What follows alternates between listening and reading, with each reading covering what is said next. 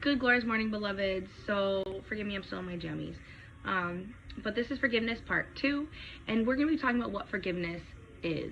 So last week we talked about why it's important to forgive and why we forgive.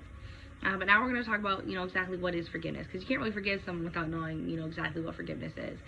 So forgiveness is a conscious or deliberate decision to release feelings of resentment or vengeance toward a person or group who has harmed you, regardless of whether they ask for it or not. Now, first and foremost, forgiveness doesn't mean forget. It means that you don't hold anger. So, for example, someone has constantly over and over and over again done you dirty. Now, forgiveness doesn't mean let them back in your life and allow them to continue to do that. No, forgiveness means you laid it at the feet of Jesus. It means that you've laid it there and you've released all feelings of anger and you've allowed God to fill you with his peace instead. Because true forgiveness leads to freedom. Because forgiveness is not for them, it's for you. So you're not stuck to pain. You're not stuck in frustration. You're at peace knowing that God is working everything out for your good. Knowing that as long as you walk in integrity in the Lord, having on your breastplate of righteousness, you are forgiven and you are doing what you're supposed to do. And you don't need to worry about anything else.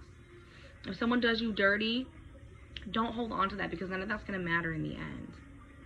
Okay? So forgiveness will free your heart. It will free your heart from that pain that you're in about that situation. You may not forget it, but you will no longer be in pain about it. Once you have that peace that surpasses all understanding from the Lord,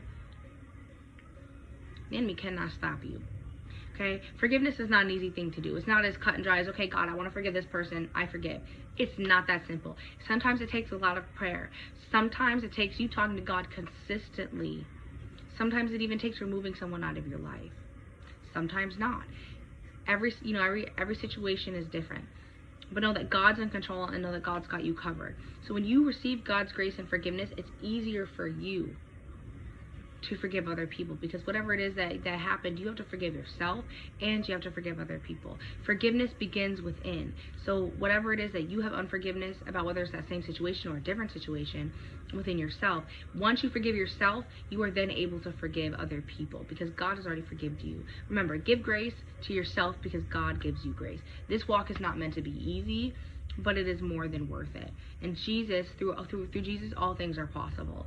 So therefore, whatever it is that you're going through, whatever pain that you feel, if God revealed it to you, he plans to heal you. So if there's unforgiveness in your heart and God reveals that to you, don't hold on to the unforgiveness. Let it go, lay it at the feet of Jesus and allow him to heal you, because through your healing is your blessing. Through your healing is your miracle. God bless you guys.